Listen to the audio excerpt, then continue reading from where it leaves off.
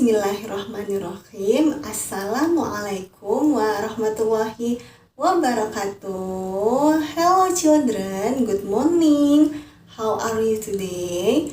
Meet again and welcome back with Miss Nuri.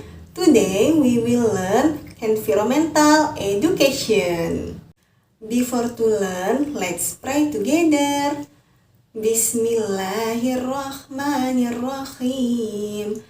Rabbi zidni ilman warzuqni fahman wa alhiqni bis solihin. Amin.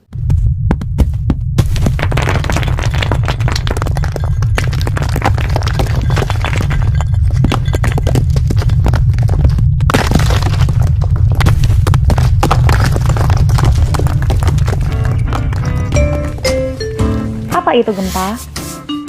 Gempa adalah pergerakan permukaan bumi akibat gelombang yang disebabkan oleh pelepasan energi dari dalam lapisan bumi. Mengapa di Indonesia sering terjadi gempa bumi? Gempa bumi sering terjadi di Indonesia karena letak Indonesia yang berada di jalur pertemuan tiga lempeng, yaitu lempeng Australia, lempeng Eurasia, lempeng Indo-Australia, dan lempeng Pasifik. Tahukah kamu bahwa bumi memiliki lapisan? Ya, bumi merupakan planet yang memiliki struktur lapisan bumi yang terdiri dari lapisan bawah dari tempat kaki kita berpijak sampai kepada inti dalam bumi. Alat untuk mengukur gempa bumi.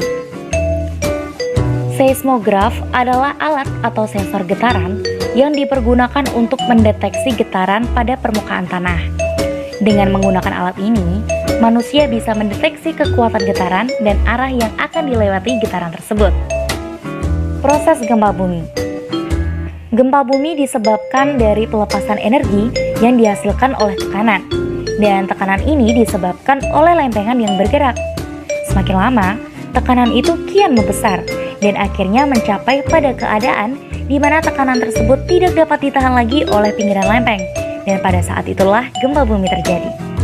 Gempa bumi yang paling parah biasanya terjadi di perbatasan lempeng kompresional dan translasional. Karakteristik gempa bumi. 1. Berlangsung dalam waktu yang sangat singkat. 2. Lokasi kejadian tertentu. 3. Akibatnya dapat menimbulkan bencana. 4. Berpotensi terulang lagi. 5. Belum dapat diprediksi. 6. Tidak dapat dicegah, tetapi akibatnya dapat dikurangi. Akibat gempa bumi. Berikut adalah dampak terjadinya gempa bumi. 1. Longsor.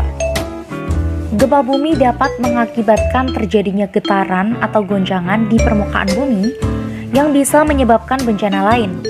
Dan getaran tersebut juga bisa mengakibatkan tanah dan batuan keluar dan menyebabkan tanah longsor. 2. Tsunami. Gempa bumi adalah faktor utama yang menyebabkan bencana besar lain seperti tsunami. 3. Banjir. Getaran bisa menyebabkan keluarnya air waduk, danau menjadi rusak, sehingga tidak bisa menampung air. Dengan begitu, air akan mengalir memenuhi daerah sekitar yang lebih rendah. 4. Kebakaran. Getaran saat gempa juga bisa menyebabkan kebakaran yang diawali dengan robohnya bangunan. Karena kerusakan pada bangunan akan mengakibatkan terputusnya aliran listrik dan kebocoran tabung gas. 5. Kerusakan lingkungan. Getaran yang dihasilkan gempa bumi dapat merusak keadaan lingkungan sekitar, seperti rusaknya rumah-rumah warga, gedung-gedung, dan menyebabkan terkikisnya lapisan tanah. 6. Kerusakan bangunan. Bangunan yang berada di atas tanah bisa hancur atau roboh karena getaran yang dihasilkan oleh gempa bumi. Semakin besar kekuatan, maka kerusakan ini juga semakin besar pula. 7. Terjadinya korban jiwa. Saat terjadi gempa bumi, seseorang berpotensi untuk terkena runtuhan-runtuhan bangunan yang roboh, atau bisa juga terperangkap di dalam sebuah gedung atau bahkan terseret arus saat terjadi tsunami. 2. Saat bencana. Saat di dalam rumah, berlindunglah di bawah meja, dan apabila tidak ada meja, lindungilah kepala menggunakan bantal. di dalam lift. Jangan menggunakan lift saat terjadi gempa bumi. Jika sudah terlanjur terjebak di lift, segera hubungi manajer gedung dengan menggunakan interphone jika tersedia. Saat kamu di sekolah dan ketika gempa bumi sudah mereda, segera keluarlah secara berurutan dan carilah tempat yang lapang. Saat di gunung atau di pantai, jika ada tanda-tanda tsunami yang tampak, cepatlah mengungsi ke daratan yang lebih tinggi. Saat kamu berada di luar rumah, jangan panik dan hindari bahaya dari reruntuhan gedung ataupun papan reklame dan ikuti semua petunjuk dari petugas atau satpam. Ketika di dalam mobil, jauhi persimpangan. Pinggirkan dan hentikan mobil di tempat yang terbuka, kemudian keluarlah dengan segera dan ikuti instruksi dari radio mobil. Saat di kereta api, peganglah erat pada tiang atau kursi kereta sehingga tidak akan terjatuh seandainya kereta berhenti secara mendadak. Indonesia diterjang 10.000 gempa bumi tiap tahunnya, alias ini setara 27 gempa tiap harinya. Dan bukan cuma itu, Indonesia juga pernah jadi tempat terjadinya gempa bumi terbesar ketiga di dunia yang sampai nyebabin tsunami hampir setinggi gedung 10 lantai yang sampai kemana-mana. Pertanyaannya, kalau skala 9,1 itu aja gempanya udah sebegitu parah, apa jadinya kalau di suatu hari nanti ada gempa berskala 10, 15, atau bahkan 20? Sebenarnya bisa seberapa kuat sih gempa bumi itu?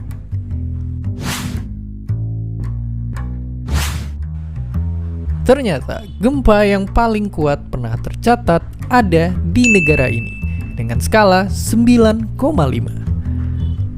Gempa ini ngasilin ombak gede banget sampai ke seberang samudra dan nyebabin kerusakan bahkan di Jepang dan Filipina. Padahal jaraknya itu sejauh 17 pulau Jawa yang dijejer. Lalu apakah itu batasnya? Secara matematis sebenarnya gempa terkuat itu nggak ada batasnya. Tapi ternyata aslinya gempa bumi itu ternyata paling mentok ada di skala 10. Kenapa begitu? Singkatnya, jawabannya begitu karena gempa itu adalah kejadian dari aktivitas patahan lempeng bumi. Bahasa gampangnya adalah bayangin bumi itu kayak apel dan kita berada di kerak bumi yang kayak kulitnya apel. Tapi nggak kayak kulit apel yang cuma satu bagian. Kulitnya bumi ini kebagi jadi banyak bagian yang gerak-gerak terus.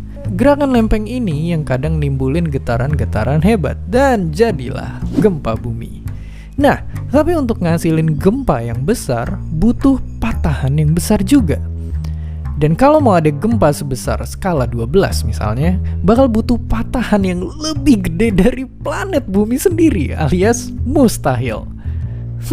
Kalau gitu, gimana kalau gempanya kita bikin sendiri? Ya, ternyata jadi gempa itu emang bisa disebabin sama aktivitas manusia. Misalnya dari ledakan bom atom atau pertambangan. Bahkan yang paling parah, pernah ada proyek ini yang ngasilin gempa bumi dan bikin 80.000 orang tewas atau hilang. Dan angka 7,9 itu sebenarnya gede banget. Karena ngebaca skala ini tuh nggak kayak hitung-hitungan yang biasa diajarin pas kita SD.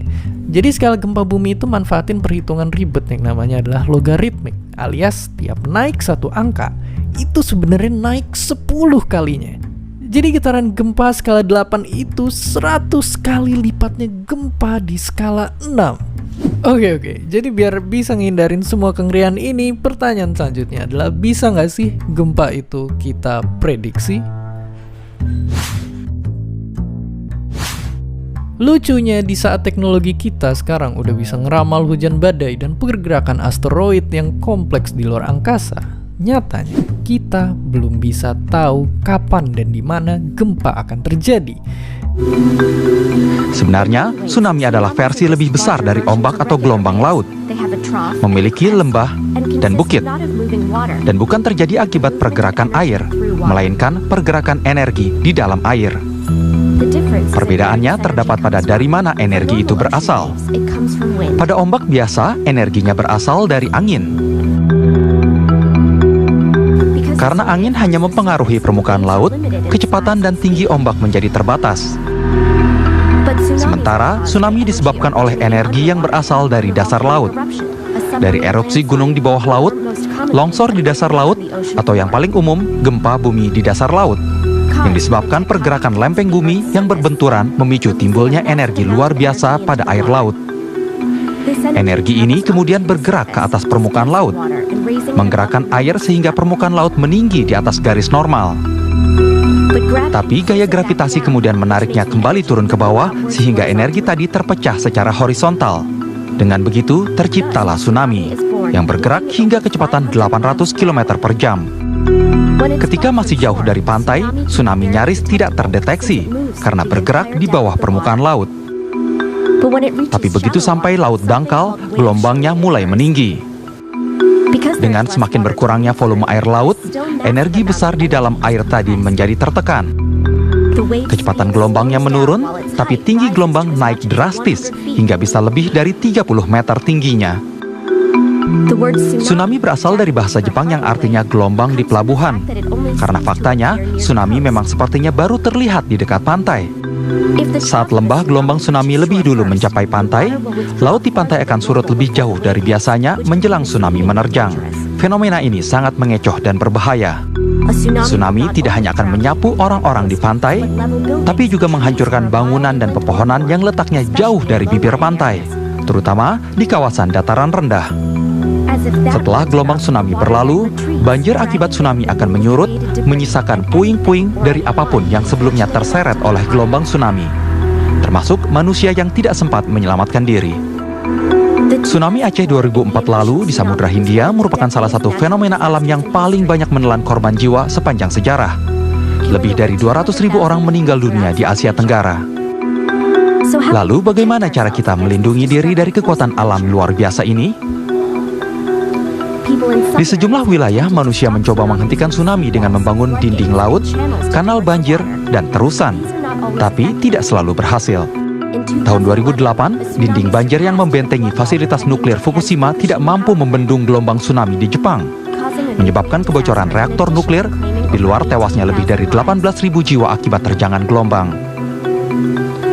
Ilmuwan dan para pembuat kebijakan kemudian memfokuskan pada upaya peringatan dini, memantau tekanan di bawah laut dan aktivitas seismik, dan membuat jaringan komunikasi global untuk menyebarluaskan informasi peringatan tsunami dalam waktu singkat.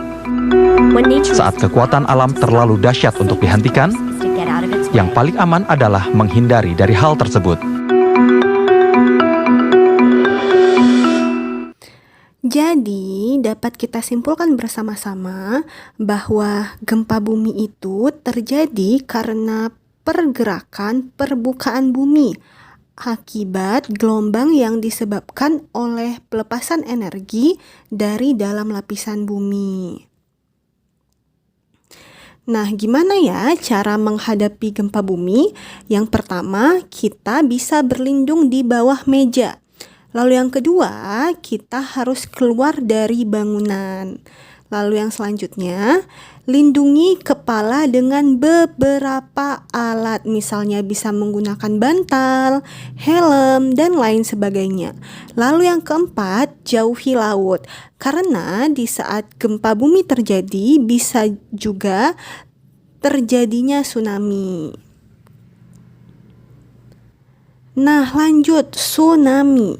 Tsunami itu merupakan gelombang laut yang juga lebih sering kita kenal dengan ombak, namun bentuknya itu lebih besar saja.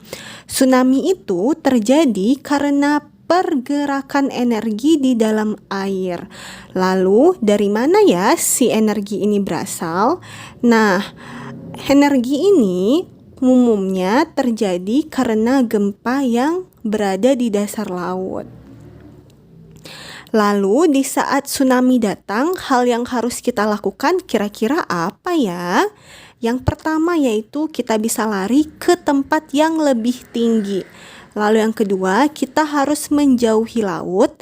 Lalu yang ketiga, kita bisa memanfaatkan benda yang mengapung seperti ban, lalu bisa juga seperti botol-botol yang besar ya, yang jika kita terkena oleh tsunami, kita bisa mengapung dengan benda tersebut, seperti itu.